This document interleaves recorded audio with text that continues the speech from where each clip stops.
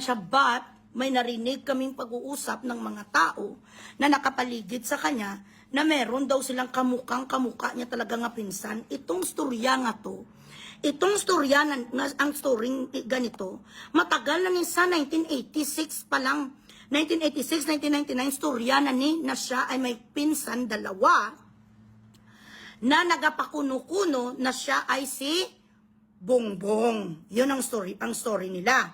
Now, ang kwento naman, this is another story ha. I am just telling you what I've heard from the grapevine. Kaya hindi ni siya mabugris-bugris ni Madam Aimee dahil ang totoo daw nga Bongbong was very intelligent.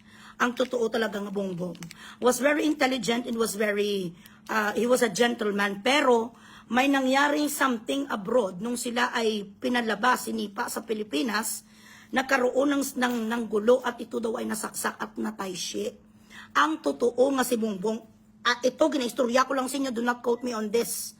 Natayshi na daw siya. And then here comes the pamangkin, here comes the kaitsura, the I don't know what, which is also possible. Kung pag-uusapan natin fact, okay, that is, facts are always possibilities.